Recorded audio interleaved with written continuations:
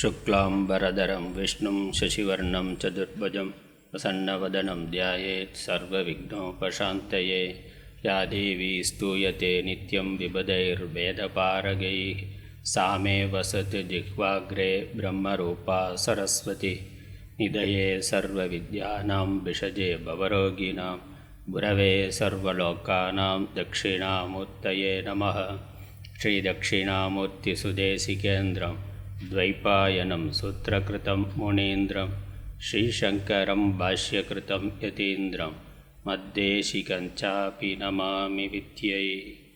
ॐ सहना भवतु सहनौ भुनक्तु सह वीर्यं करवावहै तेजस्विनावधीतमस्तु मा विद्विषावहैः।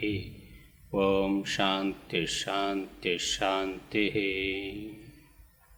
அகர முதல எழுத்தெல்லாம் ஆதிபகவன் முதற்றே உலகு. திருக்குறள் அறத்துப்பால் துறவரவியல். துறவரவியல் முதல் அதிகாரம். துறவரவியலில் முதல் அதிகாரம் அருளுடைமை. சென்ற வாரம் 5 குறள்களுடைய பொருள் பார்த்திருக்கிறோம். மீதி குறள்களுடைய பொருளை இந்த வாரம் பார்க்கலாம்.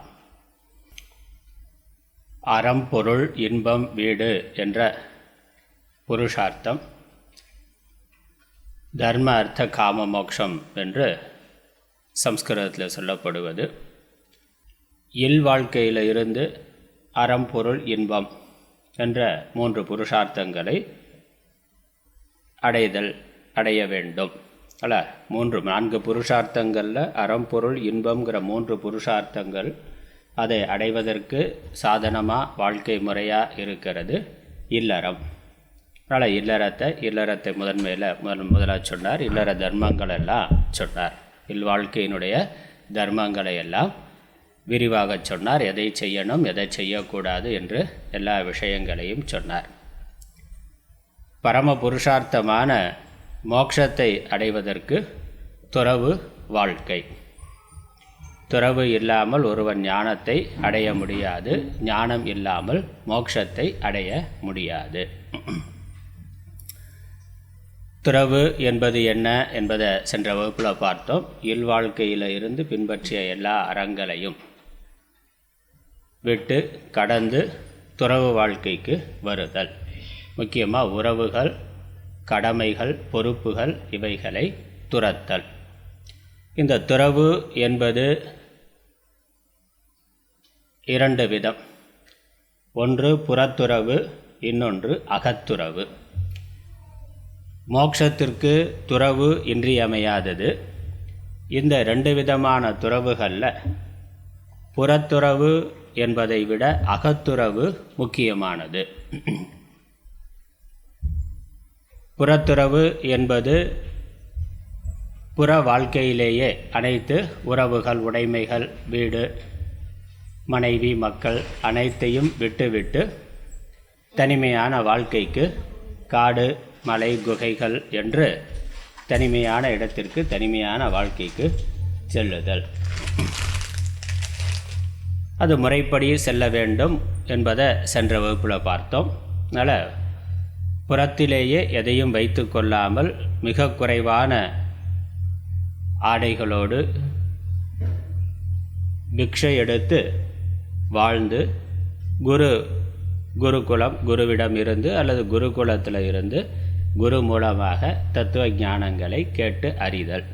அதான் துறவு வாழ்க்கை. துறவு வாழ்க்கையினுடைய லட்சியம் மோட்சம் என்ற பரம புருஷார்த்தம்.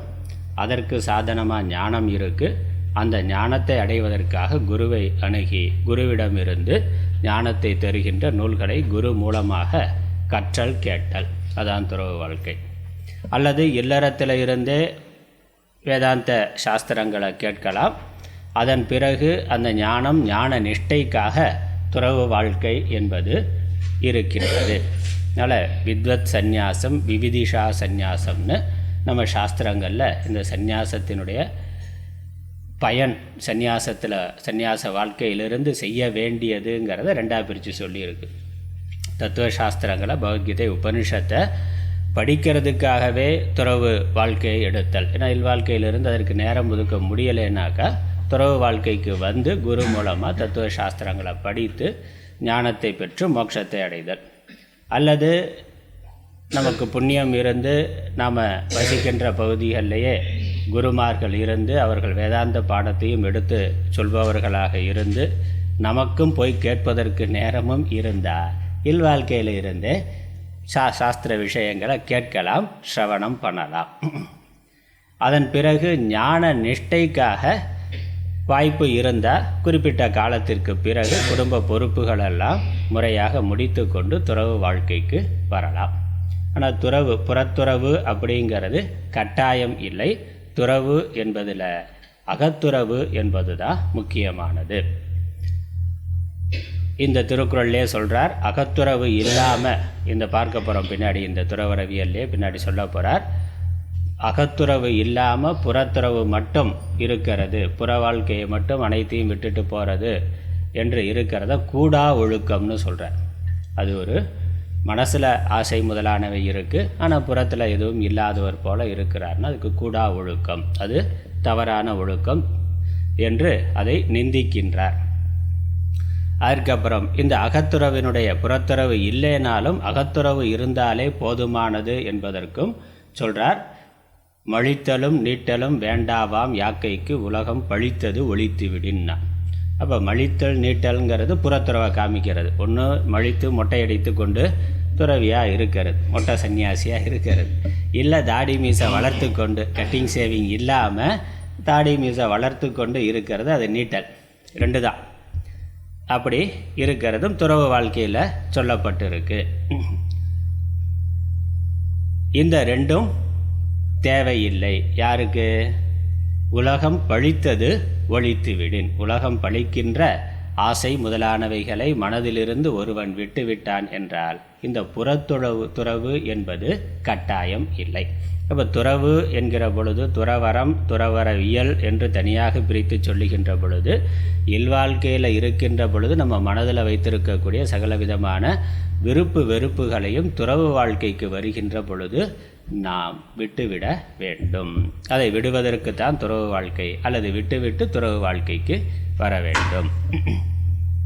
அதனால்தான் இந்த துறவரவையெல்லாம் பின்னாடி வரக்கூடிய திருக்குறள்கள் பார்த்தா முக்கியமாக 2 குறள்கள் மோட்சத்திற்கு ஞானத்திற்கு என்ன தேவைங்கிறத காட்டுகின்றது. இந்த துறவரவியலில் 2 குறள்கள் ரொம்ப ரொம்ப முக்கியமானது, எப்பொழுதும் மறக்காமல் நினைவில் வைத்து கொள்ள வேண்டியது ஆன்மீக வாழ்க்கையில். அதுவும் ஞானம் மோட்சம் என்று மோட்சத்தை வீடு பெற்று பரம புருஷார்த்தமாக கொண்டிருக்கக்கூடியவர்கள் 2 திருக்குறள்கள், அது 2 நினைவில் இருந்தாலே போதும். அவை என்ன? யான் எனது எனும் செருக்கறுப்பான் வானோர்க்கும் உயர்ந்த உலகம் புகும் சொல்கிறார். இன்னொரு குறள், காமம் வெகுளி மயக்கம் இவை 3 நாமம் கெட கெடும் நோய். கெடும் நோய்ங்கிறது இங்கே உலக வாழ்க்கை, பிறப்பு இறப்புங்கிற இந்த சுழற்சி, பிறவியிலிருந்து பிறந்து பிறந்து வருதல், பிறந்து இறந்து பிறந்து இறந்துன்னு ஒரு முடிவில்லாத தொடர்ச்சியாக இருக்கிறது. அது ஒரு நோய், அது ஒரு துன்பம். இதிலிருந்து விடுபடுவதற்கு என்னன்னா காமம் வெகுளி மயக்கம். காமம் வெகுளி மயக்கம் இந்த 3ம் நாமம் கெட, பேருக்கு கூட இல்லாமல் போனால் அவர்களுக்கு இந்த பிறவி என்பது இல்லாமல் போகும். பிறவி நோய், பிறவி ஆகிய துன்பமானது இல்லாமல் போகும். இப்போ பிறவியிலிருந்து விடுபடுவதற்கான வழி இந்த தான். விருப்பு, காமம் வெகுளிங்கிறது விருப்பு வெறுப்பு, விருப்பு வெறுப்பு அவைகளை விடுதல். இந்த விருப்பு வெறுப்புங்கிறது மனதில் இருக்கிறது. மனதில் இருக்கக்கூடிய ஒரு உணர்ச்சி, எதிர்பார்ப்பு, அதை விடுதல். அப்புறம் மயக்கம் சொல்கிறார், காமம் வெகுளி மயக்கம். மயக்கம்ங்கிறது அறியாமை, அறியாமையினால் வரக்கூடிய தவறான அறிவு குழப்பம். அது புத்தியில் இருக்கக்கூடியது. அதை குரு உபதேசத்தின் மூலமாக புத்தியில் இருக்கக்கூடிய அந்த அறியாமையை நீக்க வேண்டும். இந்த 3ம் யாருக்கு போகின்றதோ அவர்கள், 3ஐயும் யார் விட்டு விடுகிறார்களோ அவர்கள் மோட்சத்தை, அவர்களுக்கு இந்த பிறவியாகிய துன்பமானது நீங்கும். அப்போ பிறவியிலிருந்து விடுபடுவதற்கு விட வேண்டியது விருப்பு வெறுப்பு அறியாமை, இந்த 3. அதனுடைய காரியமாக இன்னொன்று இருக்குது, அதுதான் இன்னொரு குறளில் சொல்கிறார். யான் எனது எனும் செருக்கு. நான் எனதுங்கிற அகங்காரம் மமக்காரம். நான்கிறது அகங்காரம், எனதுங்கிறது மமக்காரம். நான்கிறது உடம்பை மையமாக கொண்டு இருக்கின்ற நான் மனிதன், நான் ஆண், நான் பெண், நான் படித்தவன், நான் அறிவாளி, நான் திறமசாலி, அல்லது நான் ஒன்றும் தெரியாதவன். ரெண்டு விதமாகவும், நேர்மறையாகவோ எதிர்மறையாகவோ இந்த உடம்பை மையமாக கொண்டு நமக்கு அபிமானம் இருக்குது. உடம்பு மேலே நான்கிற எண்ணம் இருக்குது. உடம்பு நல்லா இருந்து அழகாக இருந்தால் ரொம்ப அழகானவன், புத்திசாலி, திறமசாலின்னு நினைக்கிறோம். அப்படி இல்லாமல் எதிர்மறையாக இருந்தால் ஐயோ எனக்கு ஒன்றும் இல்லை, அழகு இல்லை, அறிவில்லை, திறமை இல்லை, நான் ரொம்ப கீழானவன் அப்படிங்கிற எதிர்மறையான எண்ணம் இருக்குது. இது ரெண்டுமே உடம்பை மையமாக கொண்டது. இந்த உடம்பு தான் நாமானா இல்லை, உடம்பு மட்டும் நாம் இல்லை. உடம்பு நம்மிடத்தில் இருக்குது. உடம்பை இயக்குகின்ற உடம்புக்கு வேறான ஆத்மா, அறிவு, அதுதான் நாம். அதனால் அந்த ஆத்மா நான்னு புரிந்து கொண்டு, அந்த ஆத்மாவில் இந்த வேறுபாடு கிடையாது. உடம்புல இருக்கக்கூடிய விதமான வேறுபாடும் ஆத்மாவில் கிடையாது. இப்போ ஆத்மா நான்னு புரிந்து கொண்டு இந்த உடம்பு மேலே இருக்கக்கூடிய அபிமானத்தை விடுதல். அதே மாதிரி எனது உடம்பு நான்கிற பொழுது உடம்பு சம்பந்தமான உறவுகள், அம்மா அப்பா அண்ணன் தம்பி மற்ற எல்லா உறவுகளும் உடம்பை மையமாக கொண்டு இருக்கு. நான் உடம்பு இல்லைங்கிற பொழுது இந்த உறவுகளும் என்னுடையது அல்ல. இந்த உறவுகள் மட்டும் அவ்வளவுதான் அப்படிங்கிறது வாழ்க்கை இல்லை. வாழ்க்கையினுடைய ஒரு பகுதியாக இந்த உறவுகள் இருக்கின்றன. இப்போ இருக்கக்கூடிய உறவுகள் இந்த பிறவியில் நம்ம சுற்றி இருக்குது. அடுத்த பிறவியில் யார் இருப்பாங்கன்னு தெரியாது, போன பிறவியில் யார் இருந்தாங்கன்னு தெரியாது. இப்போ நம்ம கூட இருக்கக்கூடிய உறவுகள் எல்லாம் தற்காலிகமாக இந்த பிறவிக்கு மட்டுமே இருக்கக்கூடிய உறவுகள். அதனால் அதன் மேலேயும் அதீதமான அபிமானம் கொண்டிருத்தல் என்பது அதுதான் நம்மளுடைய இன்பத் துன்பங்களுக்கு காரணமாக இருக்கின்றது. அதனால் அதையும் விட்டு விடுதல். இப்போ இந்த குறிப்பிட்ட ஒரு 4 மனிதர்கள் மேலே என்னுடையவர்கள்ங்கிற எண்ணத்தை விட்டு என்ன பண்ணணும்? உலகத்தில் இருக்கக்கூடிய எல்லா ஜீவராசிகளும் என்னுடையதுன்னா. அதனால் அந்த வட்டம் பெருசாகணும். குடும்பங்கிற வட்டத்தை விட்டுட்டு உலகங்கிற பெரிய வட்டத்துக்கு வரணும். இந்த குடும்பங்கிற வட்டத்தை தாண்டி வந்தாலே உலகங்கிற பெரிய வட்டத்துக்குள் நாம் வந்து விடுவோம். அதுதான் அருளுடைமை. அதனால் அதுதான் துறவு வாழ்க்கையினுடைய அடிப்படை. அதனால் முதல்ல துறவு தர்மத்தில் முதல் விஷயமாக சொல்கிறது அருள் உடைமையை சொல்லுகின்றார். அருள் என்பது அன்பினுடைய விரிவு. அருள் என்னும் அன்பினும் குழவி அப்படின்னு பின்னாடி வரப்போகுது, பார்க்க போகிறோம். அன்பினுடைய குழந்தை தான் அருள். அதனால் யாருக்கு மனதில் அன்பு இருக்கிறதோ அந்த அன்பு ஆரம்ப நிலைகளில், சிறு வயதில், இளமை பருவத்தில் குறிப்பிட்ட சில மனிதர்கள்ட்ட மட்டும் இருக்குது, குறிப்பிட்ட சில உறவுகள்கிட்ட மட்டும் இருக்குது. அது எதிர்பார்ப்போட கூடியதாக இருக்கின்றது, விருப்பு வெறுப்பை அடிப்படையாக கொண்டதாக இருக்கின்றது. குறிப்பிட்ட காலத்தில் அதை விரிவுபடுத்தி நான் எனது குடும்பம் அப்படிங்கிறத மாற்றி எல்லா உயிர்களிடத்திலும் சமமாக இருக்கிற பொழுது அது அருளாக ஆகின்றது. அதனால் பந்தவாக சிவபக்தாக ஸ்வதேஷோ புவனத்திரயம்னா, என்னுடைய உலகம் 3 உலகங்களும் என்னுடைய உலகம்னா. உறவுகள் யார்னா, பக்தி இருக்கக்கூடிய எல்லோருமே என்னுடைய உறவுகள் என்று மாறுதல். அதான் அருள். அதனால் இந்த யான் எனது அப்படிங்கிற அகங்காரம் மமக்காரம் போகிறது.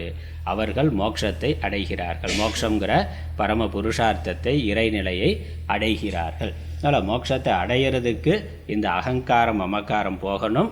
அப்புறம் விருப்பு வெறுப்பு அறியாமைங்கிறது நீங்கணும்.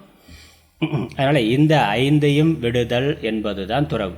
அதில் துறவு அப்படிங்கிறது, துறவரம் அப்படிங்கிறது இந்த 5 மன புத்தி சார்ந்த குறைபாடுகளை நீக்கிக் கொள்ளுதல், விடுதல் என்பது தான். அதற்கு புறத்துறவு வாழ்க்கை உதவியாக இருக்கிறதுனால அதுவும் சொல்லப்படுகின்றது. ஆனால் முக்கியம் என்னன்னா, அகத்துறவு புறத்துறவு இந்த 2ல் எது ரொம்ப முக்கியமானதுன்னா அகத்துறவுங்கிறது தான் முக்கியமானது. புறத்துறவு அதற்கு சகாயம் பண்ணக்கூடியது. இதுதான் சாஸ்திரங்களில் இந்த துறவு வாழ்க்கையை பற்றி சொல்லக்கூடியது. இங்கே திருக்குறள்லையும் 10 குறளில் அருளுடைமை அப்படிங்கிற அந்த அதிகாரத்தில் 10 குறள்களில்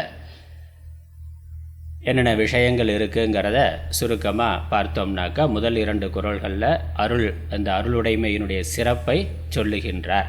மற்ற எல்லா செல்வங்களை விட அருட்செல்வம் மேலானது. ஏன்னா மற்ற எல்லா செல்வங்களும் அறம்பொருள் இன்பங்கிற இந்த வரையறைக்குட்பட்ட இந்த உலக சுகம் அதற்கு பயன்படக்கூடியது தான். இவ்வுலகமோ மறு உலகமோ ஒரு வரையறைக்குட்பட்ட பலனை தரக்கூடியது. மற்ற எல்லா செல்வங்களும் நாம் வைத்திருக்கக்கூடிய பணம், பதவி, மற்ற அதிகாரம் இதெல்லாம் எங்கே பயன்படும்? இங்கே தான் பயன்படும். இந்த லோகத்தில் இந்த பிறவியில் மட்டும்தான் பயன்படும். அடுத்த பிறவிக்கு அது பயன்படாது. அந்த செல்வத்தை, அந்த பணத்தை வைத்துக்கொண்டு ஒரு தர்ம காரியம் பண்ணோம், நிறைய சேவை பண்ணோம், பிறருக்கு பயன்படுற மாதிரி பயன்படுத்தினோம்னா அதனால் புண்ணியம் ஏற்பட்டு அது இன்னொரு லோகத்துக்கு, உயர்ந்த லோகங்களுக்கு போகிறதுக்கு பயன்படும். அடுத்த பிறவி இன்னும் நல்லா இருக்கும், சொர்க்கம் முதலான உயர்ந்த லோகங்களுக்கு போகலாம், அது கிடைக்கும். அதையும் புண்ணியம் இருக்கிற வரைக்கும் அங்கே அனுபவிச்சுட்டு திரும்ப வரணும். அதனால் அதுவும் வரையறைக்குட்பட்ட ஒன்று தான். அதனால் மற்ற எல்லா செல்வங்களும் இம்மை மறுமை இவைகளுக்கு மட்டும்தான் பயன்படும். அறம் பொருள் இன்பம் அப்படிங்கிற 3 புருஷார்த்தங்களுக்கு தான் பயன்படும், மோட்சத்திற்கு பயன்படாது. மோட்சத்திற்கு பயன்படக்கூடிய ஒரு உடைமை, மற்ற முந்தின இல்லறவியலில் நிறைய உடைமை சொன்னார். அன்புடைமை, அடக்கமுடைமை, ஒழுக்கமுடைமை, இந்த மாதிரியான உடைமைகள், இந்த மாதிரியான செல்வங்கள் எல்லாம் இல்வாழ்க்கைக்கு பயன்படக்கூடியவை. ஆனால் மோட்சங்கிற பரம புருஷார்த்தத்துக்கு பயன்படக்கூடியது அருள் உடைமை என்ற மேலான செல்வம். அருள் என்ற மேலான செல்வம். அதனால் மற்ற எல்லா செல்வங்களை விட இது மேலானது. ஏன் மேலானதுன்னா, மேலான பரம புருஷார்த்தமான மோட்சத்தை தரத்தக்கதுங்கிறதுனால இது மேலானது. அது மட்டுமல்ல, இன்மை மறுமை இருமைக்கும் பயன் தரும். அதனால் இம்மை மறுமை மோட்சம் என்ற 3க்கும் பயன் தரும். வெறும் மோட்சத்தை மட்டும் கொடுக்கக்கூடியதல்ல, இந்த உலகத்திலேயும் யார் அருளுடையவர்களாக இருக்கிறார்களோ அவர்கள் சுகமாக இருக்கிறார்கள். மறு உலகத்திலேயும் அவர்களுடைய அருளால் நிறைய புண்ணியம் ஏற்பட்டு உயர்ந்த உலகங்களை அடைகிறார்கள். அதற்கு மேலே ஞானம் இருந்தால் அவர்கள் பிறவாத நிலையை அடைகிறார்கள். அதனால் 3 நிலைகளுக்கும் பயன்படக்கூடியது அருள் என்பதனால் மற்ற எல்லா செல்வங்களை விட மேலானது. மற்ற எல்லா செல்வங்களும் 2 உலகங்களில் தான் பயன்படும். இந்த மோட்சலோகங்கிறதுக்கு பயன்படாது, பிரம்மலோகத்தில் பயன்படாது. இந்த அருள் இறைநிலையை அடைவதற்கும் சாதனமாக இருக்கிறதுனால மற்ற எல்லா செல்வங்களை விட மேலானதுன்னு முதல் 2 குறள்களில் சொல்லி இருக்கின்றார். அதற்கப்புறம் இன்பம் இருக்கும் என்பது மட்டுமல்ல, அருள் உடையவர்களுக்கு துன்பம் இல்லை என்பதையும் 3, 4, 5 குறள்களில் சொல்லி இருக்கின்றார்.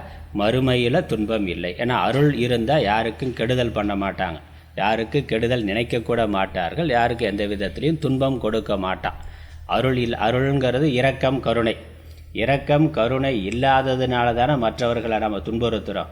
நாயை கல்லை விட்டு அடிக்கிறதுலேருந்து, நாய் அடிக்கிறது, ஈ அடிக்கிறது, கொசு அடிக்கிறது, அதற்கப்புறம் மனுஷனையே அடிக்கிறது, எல்லாம் கொலை கொள்ளை எல்லாமே இரக்கம் இல்லாத. ஆடு மாடு கோழி எல்லாம் அடிக்கிறது, எல்லாம் சாப்பிட்றான்ல, ஆடு மாடு கோழி மீன் எல்லாத்தையும் அடித்து சாப்பிட்றான். அப்போ இரக்கம்ங்கிற அது பாவம் துடிக்குதே.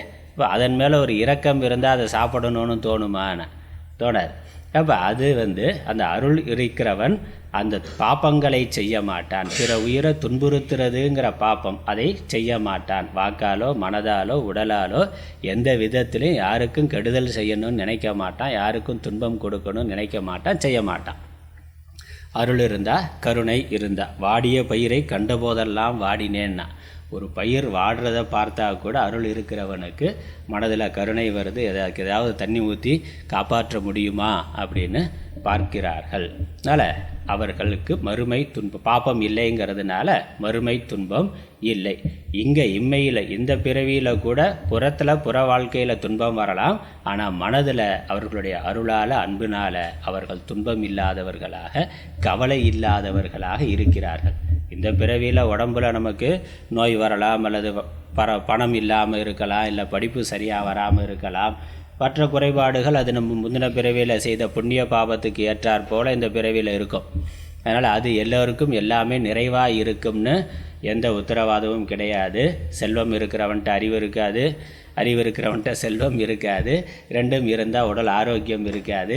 அது இருந்தால் உறவுகள் சரியாக இல்லாமல் இருக்கலாம், அம்மா அப்பா இல்லாமல் இருக்கலாம், குழந்தைகள் இல்லாமல் இருக்கலாம், இல்லை அது இருந்தாலும் நல்ல குழந்தையாக இல்லாமல் இருக்கலாம். அதெல்லாம் பார்க்குறோம். எல்லோருக்கும் ஏதோ ஒரு விதத்தில் பிரச்சனை இருக்குது. பெரிய செல்வந்தனாக இருந்தாலும் கோடீஸ்வரனாக இருந்தாலும் அவனுக்கும் ஏதோ ஒரு பிரச்சனை இருக்குது. அதனால் அவனும் அதிகமாக கோயிலுக்கு போகிறான். எல்லோரும் கோயிலுக்கு போகிறாங்க, எல்லோரும் மடத்துக்கு போகிறாங்க, சன்னியாசிகளை பார்க்குறாங்கன்னா, சொல்லப்போனால் ஏழையை விட பணக்காரன் தான் நிறையா போகிறான். கோயிலுக்கு கோடியாக எதுக்கு நானா பெரிய பிரார்த்தனை வச்சுருக்கிறான். இப்போ அவனுக்கும் பிரச்சனை இருக்குது, அந்த பிரச்சனை தீரணும் அல்லது பிரச்சனை வராமல் இருக்கணும் அப்படிங்கிறதுக்காக அவனும் நிறையா பரிகாரங்கள் எல்லாம் பண்ணுறான், பெரிய பெரிய பூஜைகளெல்லாம் செய்கின்றான். அவனுக்கு தான் பயம் நிறையா இருக்குது, ஆபத்து நிறையா இருக்குது, துன்பம் நிறையா இருக்குது. அதை சரி செய்து கொள்வதற்காக இறைவனுடைய துணையையும் அவன் நாடுகின்றான். அதனால் இந்த துன்பங்கிறது இயற்கையாக இருக்கக்கூடியது. சன்னியாசியாக இருந்தாலும் உடல் ரீதியாக அல்லது மற்ற புற விஷயங்களில் துன்பம் வரலாம். ஆனால் அருள் இருக்கிறவன் மனதினால் துன்பத்தை அடைவது இல்லை. அவன் மனதில் அவனுக்கு துன்பம் வருவது இல்லை. எப்பொழுதும் அன்புடையவனாக கருணை உடையவனாக இருக்கின்றான். அதனால் இம்மையிலும் அவனுக்கு துன்பம் இல்லை. அதுக்கப்புறம் இந்த 5 குறள்களை சென்ற வாரம் பார்த்துருக்கிறோம். 6லிருந்து 10 வரைக்கும் இந்த வாரம் பார்க்கலாம். 6லிருந்து 9 வரைக்கும் அருள் இன்மையால் வரும் குற்றம், அருள் இல்லைன்னா வரக்கூடிய துன்பங்கள் என்ன, எதிர்காலத்தில் நமக்கு என்னெல்லாம் அதனால் குறைகள் வருங்கிறத சொல்லுகின்றார். அப்போ அருள் ஏன் தேவைங்கிறத வலியுறுத்துவதற்காக, அதை நமக்கு புரிய வைக்கிறதுக்காக, ஏன் ஒருவன் இரக்கம் கருணை பேரன்பு உடையவனாக இருக்க வேண்டும்ங்கிறத நமக்கு உணர்த்துறதுக்காக, அந்த அருள் இல்லை என்றால், பிற உயிர்களிடத்தில் கருணை அன்பு ஒருவனுக்கு இல்லை என்றால் அவனுக்கு எந்த மாதிரியான பிரச்சனைகள் துன்பங்கள் எதிர்காலத்தில் வருங்கிறத சொல்லுகின்றார். அது இந்த பிறவியில் வரலாம், அடுத்த பிறவியில் வரலாம், எப்படி வருங்கிறத சொல்லுகின்றார் 9வது பாடல் வரைக்கும். 10வது பாடலில் அருள் வளர்த்து கொள்வதற்கான உபாயத்தை சொல்லுகின்றார். பார்க்கலாம். 6வது திருக்குறள். பொருள் நீங்கி பொச்சாந்தார் என்பர், அருள் நீங்கி அல்லவை செய்தொழுகுவார். பொருள் நீங்கி பொச்சாந்தார் என்பர், அருள் நீங்கி அல்லவை செய்தொழுகுவார். அருள் நீங்கி அல்லவை செய்து ஒழுகுவார். அருள் இல்லாமல், இரக்கம் இல்லாமல், கருணை இல்லாமல், அல்லவை, அல்லவைனா நல்லவைக்கு எதிரானது, கெட்டவைன்னு அர்த்தம், தீயவைன்னு அர்த்தம். செய்து ஒழுகுவார், அதை பின்பற்றி வாழ்பவர். பிறருக்கு கெடுதல் செய்து கொலை பண்ணுறது, கொள்ளையடிக்கிறது, திருடுறது, அடிக்கிறது, துன்புறுத்துறது, இல்லை கெட்ட வார்த்தை பேசுறது, பிறர் பொருளை அபகரிக்கிறது, பிறர் நிலத்தை அபகரிக்கிறது, பிறரை இழிவுபடுத்தி பேசுறது, இப்படி பல விதங்களில் பிறருக்கு துன்பம் கொடுக்கின்றோம். தர்ம விரோதமான செயல்களை செய்கின்றோம். பிறருக்கு துன்பம் ஏற்படும் மாதிரியான செயல்களை செய்கின்றோம். அவர்கள் ஏன் அதை செய்கிறார்கள் அப்படின்னா, அவனுக்கு ரொம்ப மறதி இருக்குன்னா, அவன் மறந்துட்டான், உண்மையை அறியவில்லை, அறிந்த உண்மையை புத்தியில் நினைவில் வைத்து கொள்ளவில்லை. அதனால் பொச்சாப்பு அப்படின்னாக்கா மறப்பு அப்படின்னு அர்த்தம், மறத்தல் என்ற அர்த்தம். இப்போ மறந்தவர், அவர்கள் பொருள் நீங்கி மறதியை உடையவர்களாக இருக்கிறார்கள். இங்கே பொருளுங்கிறது பணம் செல்வங்கிற அர்த்தத்தில் இல்லை. பொருள்னாக்கா கருத்து, சாஸ்திரத்தினுடைய பொருள், சாஸ்திரத்தினுடைய தாத்பரியம். பொருளுங்கிறதுக்கு 2 பொருள் இருக்குல்ல. பொருளுங்கிறதுக்கு 2 பொருள். என்ன பொருள்? பணம் அப்படிங்கிற ஒரு அர்த்தம், பொருட்கள், மெட்டீரியல், நிறைய பொருள், திங்ஸ் வச்சுருக்கிறோம்ல, பொருட்கள்னு ஒரு பொருள் இருக்குது. அப்புறம் பொருளுங்கிறதுக்கு இன்னொரு பொருள் ஒரு சொல்லினுடைய பொருள், அருஞ்சொற்பொருள்னு பார்க்குறோமே, ஒரு வார்த்தை, வார்த்தையினுடைய பொருள், மீனிங் அப்படிங்கிற அர்த்தமும் இருக்குது. ஒரு சொல்லினுடைய அர்த்தம் அப்படிங்கிறதுலேயும் பொருளுங்கிற வார்த்தை இருக்குது. அப்புறம் பொருளுங்கிறதுக்கு நம்ம வைத்திருக்கக்கூடிய பயன்படுத்தக்கூடிய எல்லா மேட்டர், எல்லா ஜடப்பொருள்களையும் பொருள்னு சொல்கிறோம். ஜடப்பொருள் மட்டும் இல்லை, சேதன பொருண்மை, இருப்புத்தன்மை உடையது எல்லாத்துக்குமே பொருள்னு பேர். பொருண்மை உடையது பொருள். பொருண்மைனா இருப்பு. மரம் இருக்குது, செடி இருக்குது, பூமி இருக்கிறது, சூரியன் இருக்குது, சந்திரன் இருக்குது, கடவுள் இருக்கிறார்னா, அப்போ இது எல்லாமே பொருள். கடவுளையும் பரம்பொருள்னு சொல்கிறோம். பரம்பொருள்னு சொல்கிறோம்ல, கடவுளை சொல்கிற பொழுது பரம்பொருள். மற்ற உலகத்தில் இருக்க பொருளெல்லாம் சாமானியமான பொருள்னு பார்க்குறோம். அப்போ பொருள்னாக்கா இருப்புத்தன்மை, இருக்கிறதுன்னு இதெல்லாம் சொல்ல முடிஞ்சதோ அதுக்கெல்லாம் பொருள்னு பேர்.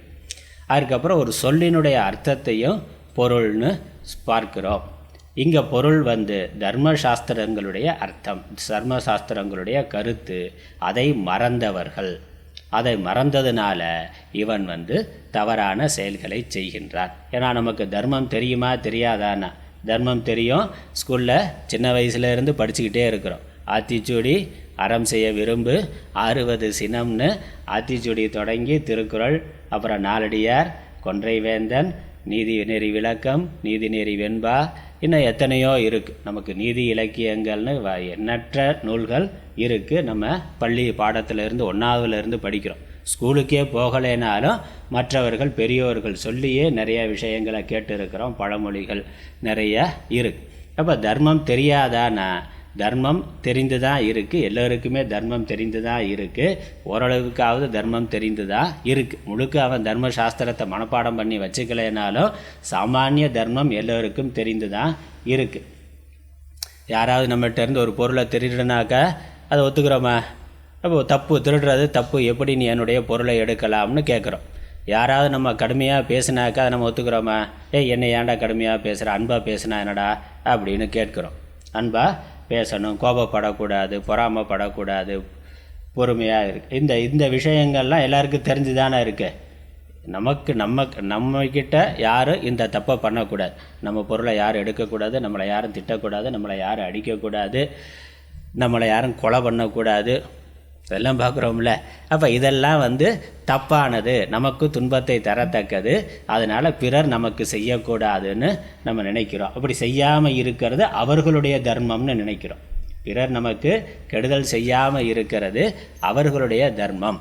இவன் தப்பு பண்ணுறான், அவன் தப்பு பண்ணிட்டான், எனக்கு இந்த துரோகம் பண்ணிட்டான் அப்படின்னு கோர்ட்டில் கேஸ் போடுறோம். இல்லை பெரியவங்கள்ட்ட கம்ப்ளைண்ட் பண்ணுறோம். அப்போ அது தப்புங்கிறதுனால தானே கம்ப்ளைண்ட் பண்ணுறோம். சரியான ஒன்றை கம்ப்ளைண்ட் பண்ண மாட்டோமே. எப்போ நம்ம கம்ப்ளைண்ட் பண்ணுறோமோ நம்மளை பார்த்துக்கிற பெரியவங்கள்ட்டையோ இல்லை அம்மா அப்பாட்டையோ இல்லை ஆசிரியர்கிட்டையோ இல்லை கொஞ்சம் வளர்ந்து பெரிய ஆளாக இருந்தால் சட்டம் தெரிஞ்சால் கோர்ட்டில் போய் போலீஸ் ஸ்டேஷனில் கோர்ட்டில் கேஸெல்லாம் போடுறோம். அப்போ நமக்கு ஒருத்தர் துரோகம் பண்ணுறது, ஏமாத்துறது குற்றம்ங்கிறது எல்லோருக்குமே தெரிந்திருக்கிறது. அதனால் தர்மம் தெரியலேன்னு அவனும் சொல்ல முடியாது. இதான் தர்மம். பிறர் நமக்கு எந்த கெடுதலும் செய்யக்கூடாது, கெடுதல் செஞ்சால் அது தர்ம விரோதம், சட்ட விரோதம்ங்கிறது எல்லோருக்கும் தெரிந்திருக்கு. ஆனால் இதை இவன் அடுத்த ஆளுக்கு செய்யாமல் இருக்கிறானா? தனக்கு செய்கிற பொழுது மட்டும் அதெல்லாம் விலாவாரியாக பேசுகிறான். அவன் சட்ட விரோதமாக பண்ணிட்டான், அதை பண்ணிட்டான், இதை பண்ணிட்டான்னு எல்லாத்தையும் சொல்கிறான். ஆனால் இவன் இதெல்லாம் தப்புங்கிறது தெரிஞ்சுதான் இருக்குது.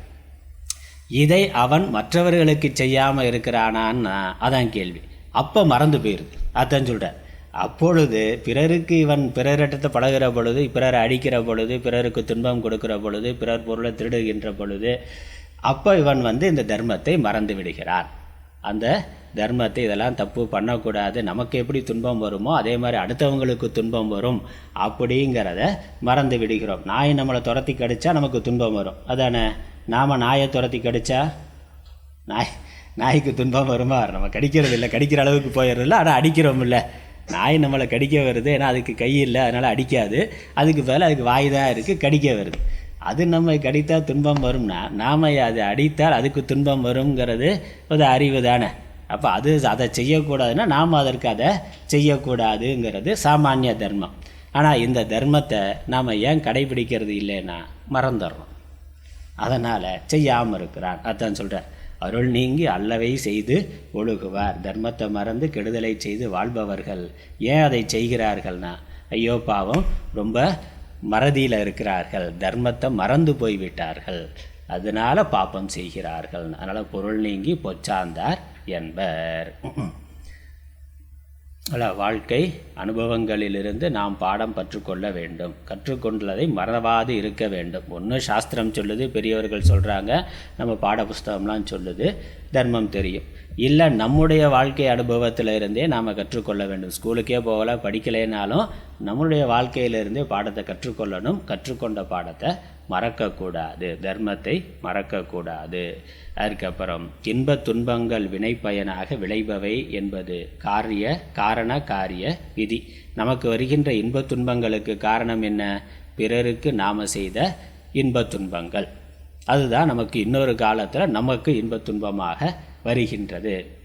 அதனால் நாம் இப்போ புதிதாக பிறருக்கு இன்பம் துன்பம் தரக்கூடிய செயல், இன்பத்தை தரக்கூடிய செயல்களை செய்யலாம், துன்பத்தை தரக்கூடிய பாபச் செயல்களை செய்யக்கூடாது. நாம் துன்பம் வேண்டாம்னு நினைக்கிறோம்ல, ஆனால் நமக்கு இப்போ துன்பம் வருது, கஷ்டம் வருது, பிரச்சனை வருது. இந்த துன்பம் கஷ்டம் பிரச்சனைகளுக்கெல்லாம் என்ன காரணம்? சிலது நாம் தெரிந்து செய்வதாக இருக்குது, நமக்கே தெரிஞ்சிருக்கு. சிலது தெரியாமல் வருது, நமக்கே அறியாமல் நிறையா துன்பம் வருது, கஷ்டம் இருக்குது. இப்போ நம்ம 4 இட்லிக்கு பதில் 8 இட்லி சாப்பிட்டா, இல்லை திருநெல்வேலி நல்லா இருக்குன்னு அல்வா நல்லா இருக்குன்னு 1/2 கிலோ சாப்பிட்டான்னா மொத்தமாக ஒரே ஆள் பக்கத்தில் இருக்க ஆள் கொடுக்காம அப்புறம் என்ன ஆகும்? முற்பகல் செய்யின் பிற்பகல் விளையும். காலையில் சாப்பிட்டா சாயந்தரம் வழித்த வழி வருது. ரைட்டாக வருதா? அப்போ அதிகமாக சாப்பிட்டதுனால இந்த துன்பம் வருதுங்கிறது நமக்கு தெரியுது. அப்போ நமக்கு தெரிந்து செய்த தவறு. செய்கிற போது அது ஒரு ஆசையில் செஞ்சிட்டோம். பிறகு அதனுடைய விளைவு துன்பமாக வர்ற பொழுது நமக்கு தெரியுது. அதை புரிந்து கொண்ட பிறகு அதுக்கப்புறம் என்ன பண்ணுவோம்? அதற்கு மேலே அந்த தப்பை பண்ண மாட்டோம். இன்னொரு முறை அல்வா கிடச்சதுனாக்கா அளவாக சாப்பிடுவோம். இல்லை 4 பேருக்கு கொடுத்துட்டு இல்லை வச்சுருந்து அப்புறமா சாப்பிடலாம். ஒரே நேரத்தில் மொத்தமாக சாப்பிடக்கூடாதுங்கிறது நமக்கு அனுபவத்தில் கிடைக்கக்கூடிய ஒரு அறிவு. அப்போ இந்த துன்பங்கள் உடல் ரீதியாக நம்ம தப்பு பண்ணுறதுனால சாப்பாடோ அல்லது மற்ற பழக்க வழக்கத்தினாலேயோ உடம்புக்கு நோய் வர்ற பொழுது இப்போ நாம் இந்த தப்பை பண்ணியிருக்கிறோம், அதனால் இந்த துன்பம் வந்திருக்கு. நம்மளால் அதை புரிந்து கொள்ள முடிகின்றது. வீட்டில் அப்பாவோ தாத்தாவோ இல்லை சித்தப்பாவோ பெரியப்பாவோ இல்லை பக்கத்து வீட்டு ஆளோ பெரிய நோயில் கேன்சர் வந்து ஏதோ துன்பப்படுறாரு. எதனாலனா சிகரெட் குடித்தார் இல்லை மது அருந்தினார், அதனால் நோய் வந்துருக்கு, துன்பப்படுறார். அவர் பண்ண தப்பு பிறகு நோயாக வந்திருக்கு. தவறான பழக்க வழக்கங்கள் பிறகு நோயாக வந்து சேர்ந்துருக்குங்கிறத பக்கத்து வீட்டால் எதிர்த்த வீட்டால் இல்லை நம்மளோட பெரியவர்கள் வீட்டில் இருக்கக்கூடிய அப்பாவா தாத்தாவா சித்தப்பாவா மாமாவா யாராவது இருக்கலாம். அப்போ அதை பார்த்து நம்ம பாடம் கற்றுக்கொள்ள முடியும். நாம் இந்த தப்பு பண்ணாக்கா நாமளும் வயதான பிறகு ஒரு 40 வயசுக்கு மேலே இந்த துன்பத்தை அனுபவிப்போம். நமக்கு அது நோயாக வரும். இப்போ சாப்பிட்றதுக்கு இப்போல்லாம் நினச்சி பார்த்தா அது சுகமாக இருக்கிற மாதிரி தெரியலாம். ஆனால் பிறகு அது நோயாக மாறுங்கிறத நம்மால் புரிந்து கொள்ள முடியும்ல. அவர்கள் தெரியாமல் ஏதோ ஒரு காலத்தில் பழகிட்டாங்க, அதனுடைய விளைவை இப்போ அனுபவிக்கிறாங்க. விட முடியாமலே அனுபவிக்கிறார்கள். இல்லை விட முடிஞ்சாலும் விட்டுட்டாலும் கூட அதனுடைய விளைவு வரத்தான் செய்யுது, பார்க்குறோம். அப்போ நாம் என்ன பண்ணணும்? நாம் புத்திசாலியாக இருந்தாக்க அதை பழகிக்கொள்ளவே கூடாது. பழகி கொண்டாக்க அப்புறம் விடுறது கஷ்டம். விட்டாலும் அதனால் வரக்கூடிய பின்விளைவுகள் துன்பங்கள் நோய் வர்றது வந்து தான் ஆகுங்கிறத புரிந்து கொள்ளுகிறோம். இப்படி நமக்கு நம்ம அறிவுனால் நம்ம கற்றுக்கொண்டு ஒரு முறை செய்த தவிர திரும்ப செய்யாமல் இருக்கிறது புத்திசாலித்தனம். அது இல்லாமல் நமக்கு இப்படி நாமளே நேரடியாக தப்பு பண்ணாமல் பலவிதமான துன்பங்கள் வருது. அதுக்கு காரணம் என்னது? இந்த பிறவியில் இல்லை, முந்தின பிறவிகளில் நம்ம ஏதோ பலருக்கு ஏதோ கெடுதல் பண்ணியிருக்கிறோம், துன்பம் பண்ணியிருக்கிறோம். அது இப்போ நமக்கு வந்து சேருகிறதுன்னு புரிந்து கொள்ளணும். நான் இப்போ எதுவுமே பண்ணலையே, நமக்கு துன்பம் வருது. ஏன் துன்பம் வருது? நான் எதுவுமே பண்ணலையே, ஆனால் என்னை ஏன் திட்டுகிறார்கள், அடிக்கிறார்கள், இல்லை வேறு ஏதோ விதமான நோய் வருது. ஏன்னா கேன்சருங்கிறது சிகரெட் பிடிக்கிறவனுக்கு மட்டும்தான் வருதா, மது அருந்துறவனுக்கு மட்டும்தான் வருதான்னா எந்த பழக்கமும் இல்லாதவனுக்கு கூட வருது. அதையும் பார்க்குறோம். பெரும்பாலும் இந்த தவறான பழக்கம் இருந்தால் வருவதற்கு வாய்ப்பு இருக்குது, அவ்வளோதான். மற்றபடி அது இல்லாமலும் வர்றதையும் அந்த ஆளையும் பார்க்குறோம். எந்த கெட்ட பழக்கமும் கிடையாது, ஆனால் பெரிய நோய்கள் வந்திருக்குங்கிறத பார்க்குறோம். அப்போ அதுக்கு என்ன காரணம்? இந்த பிறவியில் பண்ணலை, முந்தின பிறவியில் ஏதோ கெடுதல் பண்ணியிருக்கிறார், துன்பம் பண்ணியிருக்கிறார், தப்பு பண்ணியிருக்கிறார். அதனுடைய பாப்ப வினை இப்போ வேலை செய்யுது, அதனால் நோய் வருது. அதனால் இப்போ நம்ம சுற்றி நிறைய விஷயங்கள் சரியில்லாமல் இருக்கலாம். அம்மா அப்பா இல்லாமல் இருக்கலாம், இல்லை அம்மா அப்பா சரியாக இல்லாமல் இருக்கலாம், இல்லை நம்மளுடைய உடல்லையே சில நோய்கள் இருக்கலாம், இல்லை வேறு குறைபாடுகள் இருக்கலாம். அதெல்லாம் நாம் இப்போ திட்டம் போட்டு பண்ண தப்புனால வந்தது கிடையாது, இருக்குது, அவ்வளோதான். அது அப்படித்தான் இருக்குது. மூக்கு சப்பையாக இருக்கலாம், இல்லை பல்லு கோணலாக இருக்கலாம், கருப்பாக இருக்கலாம், நெட்டையாக இருக்கலாம், குட்டையாக இருக்கலாம், இல்லை புத்தி சக்தி கூட குறைவாக இருக்கலாம். சரியாக அவ்வளோதான் படிக்க நம்ம முயற்சி பண்ணாலும் சரியாக படிப்பு வராமல் இருக்கலாம். இதெல்லாமே இருக்குது. அப்போ இதுக்கு என்ன காரணம்? ஏதோ இப்போ நம்ம சரி பண்ணுறதுக்கு முயற்சி பண்ணுறோம். இப்போ நம்ம தெரிஞ்சு எந்த தப்பும் பண்ணலை, ஆனால் முந்தின பிறவிகளில் ஏதோ பண்ணதோட விளைவு தாக்கம் இப்போ இருக்குது அப்படின்னு புரிந்து கொண்டு அந்த குறைகளாக நினைக்காம, இது அது இல்லாமல் நிறைகள்னு சில எதுவும் கடவுள் இருக்குது, ஏதோ புண்ணியம் பண்ணியிருக்கிறோம், அதை கடவுள் கொடுத்துருக்கிறார். எந்த விஷயத்தை நம்மளால் நல்லா பண்ண முடியுமோ அதை சிறப்பாக பண்ணுறது புத்திசாலித்தனம். அதுதான். படிப்பு சரியாக வரலை, ஆனால் விளையாட்டில் நல்ல ஆர்வம் இருக்கா, அதை நல்லா பண்ணலாம்.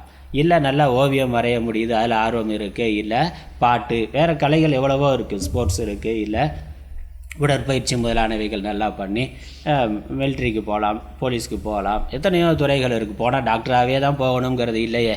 நல்ல ஒரு எலக்ட்ரீஷியனாக இருந்தாலும் அதுதான், நல்ல பிளம்பராக இருந்தாலும் ஒரு ஆள் தான், நல்ல கூலி வேலை செய்கிற ஆளாக இருந்தாலும் நல்ல கூலி வேலை செய்கிறவனாக இருந்தால் அது கூட நல்ல தொழில் தான். அதனால் தவறான தொழில்னு எதுவும் கிடையாது. பொய் சொல்லி ஏமாற்றி திருடி வாழ்கிறது தான் தவறான தொழிலே ஒழிய தொழிலில் தவறான தொழிலுங்கிறது எதுவும் கிடையாது. நம்மளுடைய அறிவு திறமைக்கு தகுந்த மாதிரி எந்த தொழிலுக்கு போக முடியுமோ அந்த தொழிலை போய் அதை நம்ம நல்லா பண்ணலாம். அதை உண்மையாக நேர்மையாக பண்ணாலே வாழ்க்கையில் பொருள் கிடைக்கும், சந்தோஷமாக இருக்கலாம். அப்போ அதை புரிந்து கொள்ளணும். அதனால் இப்போ நமக்கு சில குறைகள் இருந்தாலும் அது முந்தின பிறவிகளில் செய்த வினையினுடைய பயன்னு புரிந்து கொண்டு இப்போ நாம் அந்த தவறை செய்யாமல் இருக்கணும். அதான் புத்திசாலித்தனம். தெரிந்து மட்டுமல்ல, தெரியாமலும் கூட பல தவறுகள் செய்திருக்கிறோம். அதுதான் நம்முடைய துன்பங்களுக்கு காரணம். அதனால் இந்த பிறவியில் நான் என்னுடைய மனதறிந்து யாருக்கும் எந்த கெடுதலும் செய்ய மாட்டேன் என்று இருந்தால் அதுதான் அறிவுடைமை, புத்திசாலித்தனம். அதுதான் அருளுடைமைன்னு சொல்கிறார். ஆனால் இந்த விவேகம் இருக்கிறவன் இந்த காரண காரிய விதி அல்லது விதின்னு பொதுவாகவே வச்சுக்கொள்ளலாம். விதின்னு ஒன்று இருக்கே, அது அதற்கான செயலை செய்தே ஆகும், அது அதற்கான பலனை கொடுத்தே ஆகுங்கிறத மறக்காமல் நல்வினை நல்ல பயனை தரும், தீய வினை தீய பயனை தரும். அதை என்றைக்கு யாரும் மாற்ற முடியாது. கடவுளே நினச்சாலும் மாற்ற முடியாது. கடவுளே இந்த விதியை மாற்ற முடியாது. ஏன்னா கடவுள் அந்த விதியை அவர் தான் ஏற்படுத்தினார், அவர் தான் நடத்தி கொண்டு இருக்கிறார். அவர் சில சலுகைகள் கொடுக்கலாம், அவருடைய கருணையினால் சில விஷயங்களை சரி செய்யலாமே ஒழிய மற்றபடி நாம் அனுபவித்து தான் ஆகணும். அதனால் இனிமேல் கருணை இல்லாமல் இருக்கக்கூடாது, அருளுடையவனாக நாம் இருக்க வேண்டும். அப்படிங்கிறதான் புத்திசாலித்தனம். அதான் அந்த குறளில் சொல்லியிருக்கிறார். அடுத்து 7வது குறள், அருள் இல்லைன்னா என்ன நடக்குங்கிறத சொல்கிறார். அருள் இல்லார்க்கு அவ்வுலகம் இல்லை, பொருள் இல்லார்க்கு இவ்வுலகம் இல்லாகி யாங்கு. அருள் இல்லார்க்கு அவ்வுலகம் இல்லை, பொருள் இல்லார்க்கு இவ்வுலகம் இல்லாகி யாங்கு.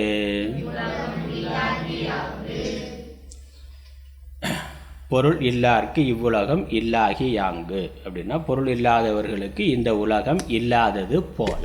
இவ்வுலகம்ங்கிறது இவ்வுலக இன்பம். இந்த உலகத்தில் நாம் அனுபவிக்கக்கூடிய பொருளை மையமாக கொண்டு பொருளால் கிடைக்கக்கூடிய இன்பம். பொருள் நல்ல பேனா பென்சில் இருக்குது, இல்லை நல்ல உடை இருக்குது, இல்லை நல்ல வீடு வாசல் இருக்குது, காரு பங்களா எல்லாமே நல்லா இருக்குனாக்கா அதிலிருந்து கிடைக்கக்கூடிய ஒரு சுகம் இருக்கே, பொருள்களால் கிடைக்கக்கூடிய சுகம். அந்த சுகம் வேணும்னா என்னது? நிறைய பொருள் இருக்கணும். நிறைய பொருள் இருக்கணும்னா அதற்கு நிறைய பொருள் சம்பாதிக்கணும். அதானே? நிறைய பணம் சம்பாதிக்கணும். சம்பாதித்த பணத்தை கொண்டு இந்த வீடு வாசல் காரு எல்லாமே வாங்கலாம். என்னெல்லாம் தேவையோ எல்லாம் வாங்கி அதை அனுபவித்து கொண்டு சுகமாக இருக்கலாம். அந்த பணம் இல்லைன்னா இந்த பொருட்கள் இருக்காது, பொருள் இல்லைன்னா அதிலிருந்து கிடைக்கக்கூடிய சுகம் இருக்காது. அதானே? இது எல்லோருக்கும் உலகத்தில் தெரிந்த ஒன்று, தெரிந்த சாமானியமான ஒன்று. உடல் சுகம்ங்கிறது அது உலகப் பொருள்களை சார்ந்து இருக்குது, உலகப் பொருள்கள் பணத்தை சார்ந்து இருக்குது.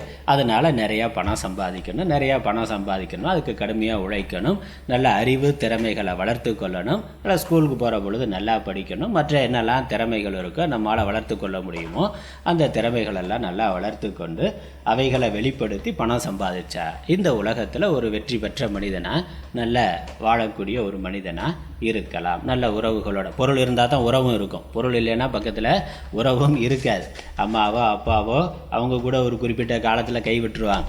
இல்லை மனைவியோ கணவனோ மற்ற குழந்தைகளோ பொருள் இருக்கிற வரைக்கும் தான் உறவு இருக்கும். பொருள் இல்லைன்னா ஒருத்தன் பக்கத்தில் இருக்க மாட்டான். அதனால் இந்த உலக சுகம் பொருட்களை வைத்து கொண்டோ உறவுகளை வைத்து கொண்டோ உலகத்தில் நம்ம சுகமாக இருக்கணும்னா அதுக்கு பொருள் முக்கியமானது. அது எப்படி உண்மையோ அதை போல அவ்வுலகம் அருள் இல்லார்க்கு இல்லை. பொருள் இல்லைன்னா இந்த உலக சுகம் இல்லைங்கிறது எப்படி ஒரு யதார்த்தமோ அதை போல அருள் இல்லை என்றால் இரக்கம் கருணை அன்புங்கிறது மனசில் இல்லைன்னா மறு உலகத்தில் நீ சுகத்தை காண முடியாது, அனுபவிக்க முடியாது. ஏன்னா அருள் இரக்கம் கருணை இருந்தால் பிறருக்கு நன்மையை செய்வோம், அதனால் புண்ணியம் ஏற்படும், மேல் உலகங்களுக்கு உயர்ந்த உலகங்களுக்கு போய் அங்கே நல்லா சுகமாக இருக்கலாம். இரக்கம் கருணை இல்லைனாக்கா எல்லோரையும் துன்புறுத்துவோம், அதனால் பாப்பம் வரும். அந்த பாப்பத்தினுடைய பலனை அனுபவிக்கிறதுக்கு நரக்கம் முதலான லோகங்களுக்கு தான் போகணும். அதனால் அவ்வுலகம்ங்கிறது மேல் உலகம்னு எடுத்துக்கொள்ளலாம் அல்லது மோட்ச உலகம்னு எடுத்துக்கொள்ளலாம். அருள் இல்லைன்னா ஒருவன் கடவுளை அடைதல் என்பது சாத்தியம் இல்லை. பிற உயிர்களை கொல்பவன், ஏன்னா எல்லா உயிர்களும் இறைவனால் படைக்கப்பட்டது. கடவுளால் படைக்கப்பட்ட மற்ற ஒரு உயிரை கொல்றவரை கடவுள் விரும்புவாரானா? கடவுள் விரும்புவாரா? நம்ம ஒரு பொருள் வச்சுருக்கிறோம், ஏதோ ஒன்று செஞ்சு வச்சுருக்குறோம், அதை யாராவது வந்து உடச்சி போட்டால், நம்ம கையில் இருக்க ஒரு விளையாட்டு பொருள் இருக்குது, சைக்கிளோ இல்லை ஏதோ வச்சுருக்குறோம், இன்னொருத்தன் வந்து அதை உடச்சி போட்டால் அவன் மேலே விரும்புவான். அவனை நம்ம விரும்புவோமா வெறுப்போமா? ஏன்டா என் பொருளை உடைச்சேன்னு அவன் மேலே நமக்கு கோபம் தானே வரும். ஏன்டா என் சைக்கிளை உடைச்ச, ஏன் என் விளையாட்டு பொருளை உடைச்ச அப்படின்னு அவன் மேலே நமக்கு கோபம் தான் வருது, வெறுப்பு தான் வரும். அப்போ அந்த நமக்கு நம்மளுடைய துன்பத்தை கொடுப்பவர்கள், நம்மளுடைய ஒரு உடைமையை உடைப்பவர்கள் மேலே பிறருக்கு எப்படி கோபம் வருதோ, உலகத்தில் இருக்கக்கூடிய எல்லா பொருளும் எல்லா ஜீவர்களும் கடவுளுடைய உடைமை, கடவுளுடைய பொருள், கடவுளுடைய சொத்து. அதை உடைத்தாக்க, அதை நாசம் பண்ணால், அதை அழித்தோம்னா, அதற்கு துன்பம் கொடுத்தோம்னாக்க கடவுளுக்கு கோபம் வருமா? வராத? வரும்.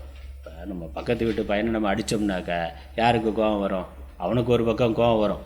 அவன் நம்மளை திருப்பி அடிக்க முடியாமல் இருக்கலாம். ஆனால் அவங்க அம்மா அப்பா சண்டைக்கு வருவாங்களா மாட்டாங்களா? எப்படி அடி என் பையனை அடிக்கலாம் அப்படின்னு சொல்லி சண்டைக்கு வருவாங்க. சண்டை பெரிய சண்டை ஆகும்ல. அப்போ என்னது, அது யாருக்கு சொந்தமானதோ அவர்களுக்கு அதனால் கோபம் வரும். இந்த உலகத்தில் இருக்கக்கூடிய எல்லா பொருள், மற்ற எறும்புல இருந்து எல்லா ஜீவராசிகளும் எல்லா உடல்களும் கடவுளுடைய உடைமை. அப்போ அதுக்கு ஏதாவது கெடுதல் பண்ணோம்னா யாருக்கு கோபம் வரும்? சொந்தக்காரர் கடவுள் தான். கடவுளுக்கு கோபம் வரும். அதனால் கடவுளை நாம் அடைய முடியாது. கடவுள் இருக்கக்கூடிய உலகத்துக்கு நமக்கு அனுமதி கிடையாது. உலகத்தில் புறத்தில் இருக்க பொருள்கள் மட்டுமல்ல, நம்மளுடைய உடம்பே கடவுளுடைய உடைமை தான், கடவுளுடைய சொத்து தான். நாம் நம்முடையதுன்னு எதெல்லாம் நினைத்து கொண்டு இருக்கிறோமோ அதெல்லாம் உண்மையிலேயே கடவுளுடைய சொத்து தான். நம்முடைய உடம்பு உட்பட கடவுளுடைய சொத்து தான். அதை பராமரிக்கிறதுக்கு, மெயின்டைன் பண்ணுறதுக்கு நம்மகிட்ட கொடுத்துருக்கிறார், அவ்வளோதான். மெயின்டெனன்ஸ் மட்டும்தான் நம்மளுடைய பொறுப்பை ஒழிய இதை உரிமை கொண்டாடுவதற்கு நமக்கு நம்முடையது கிடையாது. எப்போ வேணாலும் அவர் எடுத்துக்குவார். கொடுத்தவனை எடுத்து கொண்டாண்டின்னா, ஏன் கொடுத்தானோ அவனை எப்போ வேணுமோ சரியாக வச்சுக்கலைன்னா எடுத்துக்குவார், வாபஸ் வாங்கிக்குவார், வித்ட்ரா பண்ணிக்குவார். அதனால் இருக்கிற வரைக்கும் அதை சரியாக பராமரிக்கிறது அப்படிங்கிறது மட்டும்தான் நமக்கு. அதுவும் கடவுள் கொடுத்துருக்கிற பொறுப்பு. கடவுள் நமக்கு இந்த வேலையை கொடுத்து, இந்த பொறுப்பை கொடுத்து, இதை பத்திரமா வச்சுக்க அப்படின்னு கொடுத்துருக்குறார். நமக்கு அதை சரியாக வச்சுக்கொள்ள தெரியலைனாக்கா இவன் அதுக்கு தகுதி இல்லாத ஆள்னா அதை வாங்கி இன்னொருத்தர் கொடுத்துருவார். அதனால் அந்த கடவுளை அடைதல் என்பது அருள் இல்லாதவர்க்கு இல்லை. அருள் இல்லாதவன் ஏன்னா பிற உயிர்களை பிறருக்கு கெடுதல் செய்கின்றான். அது கடவுளுக்கு விருப்பமானது அல்ல. ஆகவே கடவுளை அடைதல் என்பது, கடவுள் நிலையை அடைதல் என்பது சாத்தியம் இல்லை. அதுக்கப்புறம் இந்த பிறருக்கு கெடுதல் நம்ம எதனால் செய்கிறோம்? அருள் இல்லாமல் எதனால் இருக்கிறோம்? அன்பு, கருணை, இரக்கம் நம்ம மனசில் எதனால் இல்லாமல் இருக்குது? மனசில் இருக்கக்கூடிய விருப்பு வெறுப்புனால் இல்லாமல் இருக்குது. அந்த விருப்பு வெறுப்பு இருக்கிற வரைக்கும் ஒருவன் அருளுடையவனாக ஆக முடியாது. இறைவனை அடைதல், முக்தி அடைதல் என்பது முடியாது. மனசில் விருப்பு வெறுப்பு இருக்கிற வரைக்கும் கடவுளை அடைதல் என்பது சாத்தியம் இல்லை. அதனால் கடவுளை அடையணும்னா விருப்பு வெறுப்பு இல்லாமல் போகணும். விருப்பு வெறுப்பு இல்லாமல் போக வேண்டும் என்றால் அருளை ஒருவன் வளர்த்து கொள்ள வேண்டும். சரி, அடுத்த குறள் 8. பொருளற்றார் பூப்பர் ஒரு கால், அருளற்றார் அற்றார் மற்றாதல் அரிது. பொருளற்றார் பூப்பர் ஒரு கால், அருளற்றார் அற்றார் மற்றாதல் அரிது.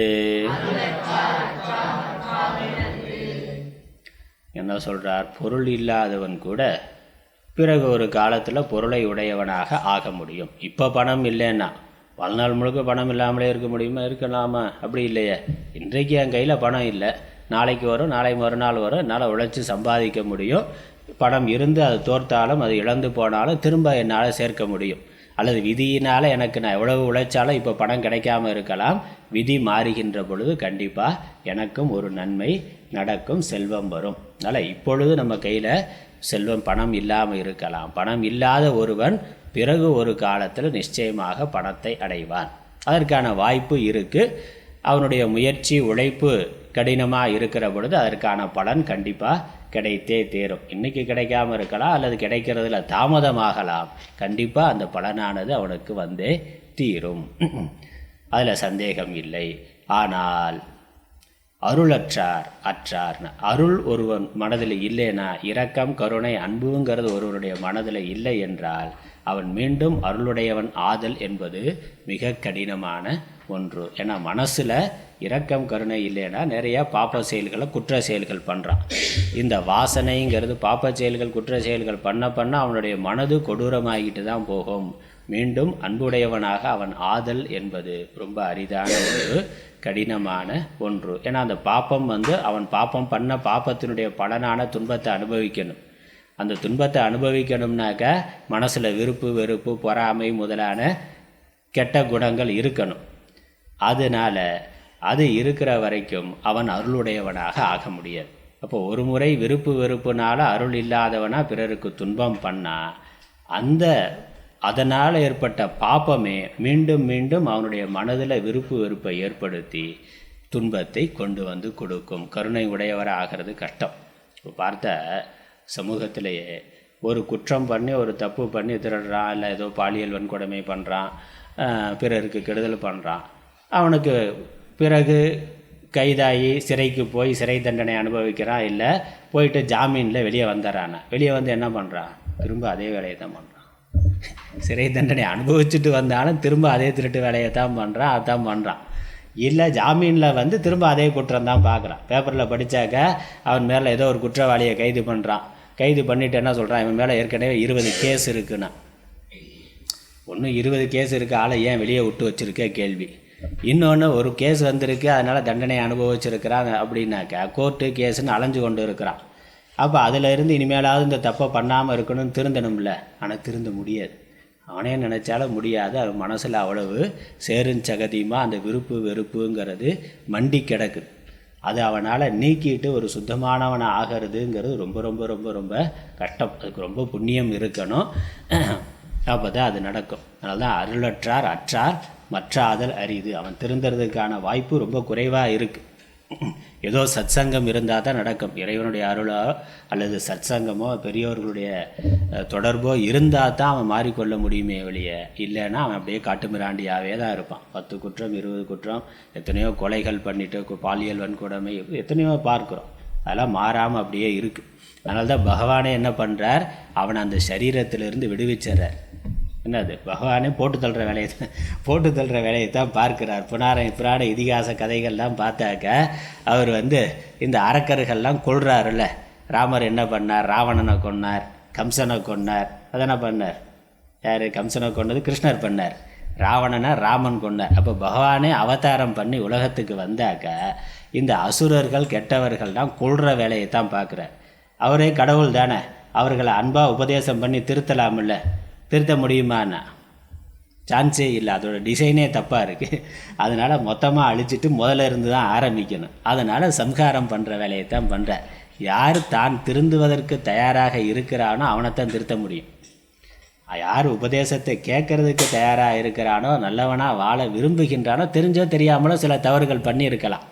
ஆனால் அதில் இருந்து நான் திரும்பி வெளியே வர விரும்புகிறேன், நல்லவனாக இருக்க விரும்புகிறேன் அப்படின்னு யார் நினைக்கிறானோ அவனைத்தான் திருத்த முடியும். அது ரொம்ப திரும்ப திரும்ப தவறு பண்ணி அவனுக்குள்ளே ஊறி போயிட்டாக அதற்கு மேலே அதை அழிக்கிறத தவிர வேறு வழி கிடையாது. அதுதான் பகவான் பண்ணுறார். அதனால் அருளற்றார் அற்றார் மற்றாதல் அரிது. அதனால் எப்பொழுதும் அருளுடையவராக நாம் இருக்கணும். அருளை விட்டுட்டோம்னா திரும்ப சம்பாதிக்கிறது கஷ்டம். அடுத்து 9வது குறள். திருளாதான் மெய்ப்பொருள் கண்டற்றால் தேரின் அருளாதான் செய்யும் அறம். திருளாதான் மெய்ப்பொருள் கண்டற்றால் தேரின் அருளாதான் செய்யும் அரண். என்ன சொல்கிறாருன்னா, இந்த அருள் இல்லாதவன் ஏதோ தெரிந்தோ தெரியாமலோ ஒரு நன்மை செய்தார், ஏதோ ஒரு நல்லது பண்ணிட்டான்னா, அவன் நல்லது பண்ணுறதுக்கான வாய்ப்பே இல்லை. ஏதோ ஒரு புண்ணியம் வேலை செஞ்சது அல்லது தெரியாமல் நல்லது பண்ணிட்டான். அதுக்கப்புறம் அதை அவனே கெடுத்துடுவான். அவன் பண்ண நல்லதை அவனே கெடுத்து விடுவான். அதனால் என்ன நன்மை வருமோ அதை இல்லாமல் செய்து விடுவான். ஏன்னா அது அவன் செய்த பாப்பமானது வேலை செய்து அது இல்லாமல் பண்ணிவிடும். அதனால் இந்த தர்மம் அப்படிங்கிறத அருள் இல்லைன்னா மற்ற தர்மங்களையும் கூட ஒருவன் விட்டு விடுகிறான். வேறு நல்ல தர்மம் செய்யக்கூடிய பழக்கம் இருந்தாலும் ஒரு மனிதன் மனதில் இரக்கம் கருணைங்கிறது இல்லைன்னா அது அவன் மனதில் இருக்கக்கூடிய மற்ற தர்ம எண்ணங்களையும் மற்ற தர்ம சிந்தனைகளையும் நல்ல எண்ணங்களையும் அது அழித்து விடுகிறது. அதானே, ஒரு கூடையில் தக்காளி பழம் இருக்குது, மாம்பழம் இருக்குது. அந்த மாம்பழத்தில் ஒன்று அழுகி போச்சுன்னா என்ன ஆகும்? அப்படியே அது மற்ற பழங்களையும் அழுகச் செய்துவிடும். ஒரு கெட்டது இருந்தால் அது மற்ற நல்லதைகளையும் கெட்டதாக ஆக்கிவிடும். அவ்வளோதானே. விவசாய நிலத்தில் ஒரு களையை விட்டோம்னா, ஒரு பாத்தின செடி வளர்ந்தது, அதை எடுக்காமல் விட்டுட்டோம்னா என்ன ஆகுது? கொஞ்ச நாளில் அது காடாக அது மண்டி போய் நல்ல செடியாக அங்கே வளரவே முடியாது. மற்ற முள்ளு செடி விஷச்செடி தான் இருக்குமே ஒழிய நல்ல 1-2 நல்ல செடி இருந்தாக்க அதை ஒன்றும் இல்லாமல் பண்ணிடுறத பார்க்குறோம். அதனால் இந்த ஒரு நல்லதும் கூட அருள் இல்லாதவன் மனதில் நிலைத்து இருப்பது இல்லை. எது மாதிரினா திருளாதான். அறியாமையில் இருக்கக்கூடியவன் ஏதோ ஒரு சமயத்தில் ஒரு உண்மையை தெரிந்து கொண்டாலும் கூட மெய்ப்பொருள் கண்டு மெய்ப்பொருளை பார்த்தது போலனா, அறிவில்லாதவனுக்கு மெய்ப்பொருள் உண்மையானது புரியாது. ஏதோ சில சமயங்கள்லாம் அவன் செய்த புண்ணியத்தினால உண்மை புரியலாம். ஆனாலும் அவனுடைய அறியாமையினாலேயே அதை கெடுத்து விடுவான். அறியாமையினாலேயே அவன் அந்த நன்மையை, தனக்கு கிடைச்ச ஒரு நன்மையை அவன் கெடுத்து விடுவான். நம்மளும் அப்படி நிறையா பண்ணுறோம். நம்மளை சுற்றி நிறைய ஒரு நல்ல உறவு, ஒரு நல்ல நண்பன் கிடைத்தா இவனுடைய தவறான எண்ணத்தினாலேயே, தவறான பழக்க வழக்கத்தினால அந்த நண்பனை பிரிந்து விடுகிறான். போயிடும். கொஞ்ச நாள் இருந்து பார்ப்பான், ஏதோ ஒரு புண்ணியத்தினால ஒரு சத்சங்கம் கிடைச்சது, ஒரு நல்ல நண்பன் கிடைத்தான், இல்லை ஒரு நல்ல உறவு கிடைத்தது, அப்படின்னா ஒரு நல்ல வேலை கிடைத்ததுனாலும் இவனுடைய தப்பான பழக்க வழக்கத்தினால அதை இழந்து விடுவான். அது அவனை விட்டு போயிடும். கொஞ்ச நாள் பார்ப்பான், இவன் ஒன்றும் சரியாகலை, இவன் கூட இருந்தால் நாமளும் நாசமாக போயிடும், நான் விட்டு போயிடுவான். அதனால் அவனை பார்த்து இவன் திருந்தி கொண்டானாக்கா அவனுடைய சத்சங்கத்தினால இவனுக்கு நன்மை ஏற்படும். அவன் கொஞ்ச நாள் இருந்து சொல்லி பார்ப்பான், என்ன சொல்லியும் காதில் வாங்கலைன்னா இவன் கூட இருந்தாக்கா நம்மளையும் கெடுத்து நம்மளும் கெட்ட பேர் வந்துடும் சொல்லி அதுக்கப்புறம் நம்ம சம்பந்தத்தை அவன் விட்டு விடுவான். நம்மளை பார்த்தாலே பேசாமல் விலகி போயிடுவான். அதை பார்க்குறோம். அப்போ ஒரு நன்மை, ஏதோ ஒரு புண்ணியத்தினால ஒரு நல்ல உறவு, ஒரு நல்ல நட்பு, ஒரு நல்ல நற்சங்கம் அல்லது ஒரு நல்ல வேலை அது கிடைச்சா கூட நம்மக்கிட்ட இருக்கக்கூடிய இந்த அருள் இன்மை, கடுமையாக பேசுகிறது. அருள் இன்மையினுடைய வெளிப்பாடு எப்படி இருக்கும்? கடுமையாக பேசுகிறது, கோபப்படுறது, உணர்ச்சி வசப்படுறது, நம்மளை மதிக்கிறவர்களை நாம் மதிக்காமல் இருக்கிறது, நம்மகிட்ட அன்பாக இருக்கிறவர்கள்ட்ட நாம் அன்பு இல்லாமல் நடந்து கொள்வது, இதெல்லாமே நம்மளுடைய அந்த நல்ல உறவுகளை கெடுக்கக்கூடியதாக ஆகிவிடுகிறது. அதை பார்க்குறோம். அதான் இங்கே சொல்கிறார். அப்போ உண்மையை அறியாத ஒருவன், அறியாமையில் இருக்கக்கூடிய ஒருவன், மூடனான ஒருவன் ஒரு பொழுது உண்மையை அறிந்தாலும் கூட அவனுடைய அறியாமையினால் அதை தவற விட்டு விடுவது போல, அதை மறந்து விடுவது போல, அருள் இல்லாதவன், மனசில் அன்பு இரக்கம் கருணை இல்லாதவன் தனக்கு கிடைக்கின்ற எல்லா நன்மைகளையும் இழந்து விடுகிறான். அன்பு இல்லாததுனால வரக்கூடிய கேடு ரொம்ப மோசமானது. நமக்கு நல்லது செய்கிறவர்களை கூட நாம் எதிரிகளாக நினச்சிடுவோம். அதுதான் இங்கே சொல்கிறார். அடுத்து 10வது குறள் போகலாம். அப்போ அருளை, அன்பை வளர்த்து கொள்றதுக்கு என்ன பண்ணணும்? அந்த உபாயத்தை தான், அந்த வழியைத்தான் சொல்கிறார். வலியார் முன் தன்னை நினைக்க தான் தன்னின் மெலியார் மேல் செல்லும் இடத்து வலியார் முன் தன்னை நினைக்க தான் தன்னின் மெலியார் மேல் செல்லும் இடத்து தான் தன்னின் மெலியார் மேல் செல்லும் இடத்து வலியார் முன் தன்னை நினைக்க. தான் என்ன? தான் ஒருவன். தான்னா ஒருவன், நாம. தன்னின் மெலியார் மேல், தன்னை விட மெலிந்தவர்கள், தன்னை விட பலவீனமாக இருக்கக்கூடியவர்கள், இரக்கம் காட்டப்பட வேண்டிய நிலைமையில் இருக்கக்கூடியவர்கள், அது மற்ற மனிதர்களாக இருக்கலாம், நண்பர்களாக இருக்கலாம், இல்லை நமக்கு கீழான இருக்கக்கூடிய ஆடு நாய் பூனை, நம்ம சார்ந்து இருக்கக்கூடிய, நம்மளை எதிர்பார்த்து இருக்கக்கூடிய ஒரு உயிரினமாக உறவாக இருக்கலாம். நம்ம விட வீக்காக இருக்கிறவங்க, நம்ம விட பலவீனமாக இருக்கிறவர்கள், நம்மை விட குறைவான நிலையில் இருக்கிறவர்கள், நமக்கு கொஞ்சம் நல்லா படிப்பு வருது, நம்மளோட சுமாராக படிக்கிறவன், இல்லை நமக்கு கொஞ்சம் நல்லா பலம் இருக்குது, நம்மளோட கொஞ்சம் பலவீனமாக இருக்கிறவன், அப்படி ஏதோ ஒரு விதத்தில் நம்மை விட குறைவாக இருக்கக்கூடியவர்கள் மேலே நமக்கு கோபம் ஏதாவது வந்தால், அதனால் மெலியார் மேல் செல்லும் இடத்துனா நமக்கு கீழே இருக்கிற ஆளை நம்ம என்ன பண்ணுறோம், தம்பியாக இருக்கிறாள் தங்கச்சியாக இருக்கிறாள், இல்லை நமக்கு கீழே நமக்கு ஹாஸ்டல்லையே நம்ம ஸ்டாண்டர்டோட கீழே படிக்கிறான்னா, நம்ம 8th படிக்கிறோம், 6th 7th படிக்கிற பசங்களை அவங்கள என்ன பண்ணுறது, அவங்கள மிரட்ட உருட்ட அடிக்க என்னெல்லாம் பண்ண முடியுமோ எல்லா டீசிங்கும் பண்ணுறான்ல. அது கீழே இருக்க ஆள் ஜூனியர்னாக்க என்னெல்லாம் பண்ண முடியுமோ அதெல்லாம் பண்ணுறான். அப்படி பண்ணுறான். அப்போ அது இதனால் பண்ணுறான், ஒரு இரக்கம் இல்லாததுனால. அவன் சின்ன பையன் அப்படின்னு நினைக்காம தன்னுடைய வக்கிரத்தெல்லாம் அவன் மேலே காமிக்கிறதுனா, அப்போ என்ன சொல்கிறாரு, நீ அப்படி செய்யணும்னு உனக்கு தோன்ற பொழுது நீ என்ன நினைக்கணும், உன்னையோட பெரிய ஆள் இருக்கிறான்ல, நீ 8th படிக்கிறேன்னா உனக்கு மேலே அண்ணன் இருக்கான், 10th இருக்கான், 12th இருக்கான். அவன் முன்னாடி நீ எப்படி நிற்ப, அவன் பெரிய ஆளாக இருந்து முரட்ட ஆளாக இருந்தாக்கா அவன் முன்னாடி பயந்து போய் நிற்கிற மாதிரி. அப்போ நமக்கு தெரியுதில்ல, நம்மளோட தன்னை வலியார் முன் தன்னை நினைக்கான, நம்ம விட வலிமையானவர்கள் முன்னாடி நாம் எப்படி பயந்து போய் நிற்கிறோமோ அதே மாதிரி தான் நம்ம விட கீழே இருக்கிறவர்கள் நம்ம பார்த்து பயந்து போய் நிற்கிறாங்க அப்படிங்கிறத நினச்சி பார்க்கணுமா. அதனால் அவனுக்கு அந்த பயத்தை கொடுக்கக்கூடாது. நமக்கு அது இருக்குல்ல, ஒரு சின்ன நாய் தான்னா, ஒரு சின்ன நாய் குட்டி நாயாக இருந்து கொஞ்சம் நோஞ்சானாக இருந்தாக்கா அது நம்மளை பார்த்து பயப்படுது. வாழை சுருட்டி 2 காலுக்கு நடுவில் வச்சுக்கிறது. ஒரு கல் எடுத்தோடனே தடி எடுத்த உடனே அப்படியே என்ன பண்ணுவானோன்னு தெரியாமல் என்ன அப்படியே நிற்கிது. அப்போ நம்மளை பார்த்து பயந்து நிற்கிது. உடனே அந்த வாய்ப்பு கிடச்சதுடான்னு அதை கல் எடுத்து அடிக்கிறது, இல்லை குச்சியில் அடிக்கிறது எல்லாம் பண்ணுறோம். இதே இது ஒரு முரட்டு நாய் பெரிய டாபர்மேனாக இருக்குது அப்படின்னாக்கா எப்படி இருக்கும், அது ஓன்னு சொல்லி அது பயங்கரமாக இருந்தால் இவர் என்ன பண்ணுவார், இவர் பயந்துட்டு ஓடுவார், எங்கே கடிக்க வந்துடுமோ துரத்துமோ அப்படின்னு சொல்லி இவன் வாழை சுருட்டி வச்சுட்டு எப்பரா அதுகிட்டேருந்து தப்பிச்சுட்டு போகிறதுன்னு பார்க்குறான். அப்போ அந்த பயம் இருக்குல்ல, நம்ம விட பெரியார்கள் முன்னாடி நம்ம மனசில் இருக்கக்கூடிய பயத்தை நினச்சி பார்க்கணுமா. அது நமக்கு எவ்வளோ துன்பமாக இருக்குது. ஐயோ இவன்கிட்ட மாட்டிக்கிட்டோமே, இந்த நாய்கிட்ட இந்த பேய்கிட்ட மாட்டிக்கிட்டோமே, இதிலேருந்து எப்படி தப்பிச்சு போகிறதுன்னு நம்ம மனசு துடிக்குது இல்லை. அதே உணர்வு நம்ம முன்னாடி ஒரு பலவீனமானவன் இருக்கிற பொழுது அவனுக்கு இருக்கும். அதை நினச்சி பார்த்து அந்த கஷ்டத்தை நாம் ஏன் கொடுக்கணும். நம்ம அவனை அடிக்க வேணாம், ஆனால் நம்ம முன்னாடி அவன் நிற்கிற பொழுதே மனசில் ஒரு பயத்தோடையே இருப்பான். என்ன பண்ணுவானோ என்ன சொல்லுவானோ இந்த அண்ணன் அப்படின்னு ஒரு பயத்தோடையே இருப்பான். அப்போ அதை நினச்சி பார்த்து அவனிடத்துல இரக்கம் காட்டணும். பயப்படாத, நான் உன்னை ஒன்றும் பண்ண மாட்டேன், ரொம்ப தம்பி மாதிரி நான் நினைக்கிறேன் அப்படின்னு அன்பாக அவன்கிட்ட கொடுத்தா அவன் சந்தோஷம். அதுதான் இங்கே சொல்கிறார்.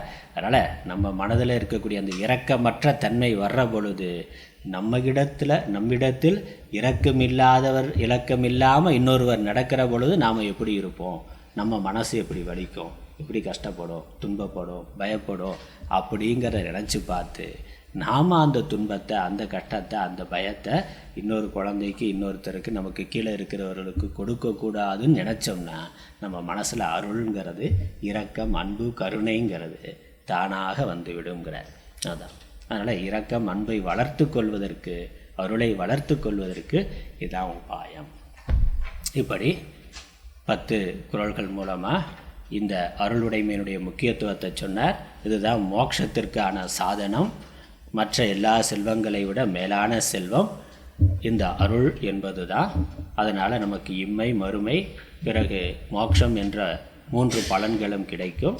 அது இல்லைன்னா நமக்கு துன்பமானது வரும், இங்கேயும் வரும், மறுபிறவியிலேயும் துன்பம் வரும். ஆகவே நாம் அருளுடையவர்களாக ஆக வேண்டும். அருளை நம் மனதில் வளர்த்து கொள்ள வேண்டும். அன்பை இரக்கத்தை கருணையை நாம் வளர்த்து கொள்ள வேண்டும்.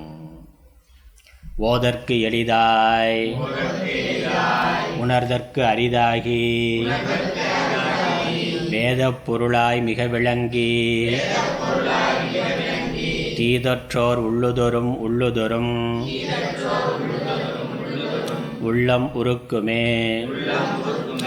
வள்ளுவர் வாய்மொழி மாண்பு. ஓம் ஈஸ்வரோ குருராத்மேதி மூர்த்தி பேத விபாகினே வ்யோமவத்யாப்ததேகாய தட்சிணாமூர்த்தயே நமः. ஓம் பூர்ணமதః பூர்ணமிதம் பூர்ணாத் பூர்ணமுதச்யதே பூர்ணஸ்ய பூர்ணமாதாய பூர்ணமேவாவசிஷ்யதே. ஓம் சாந்தி சாந்தி சாந்தி. ஹரி ஓம்.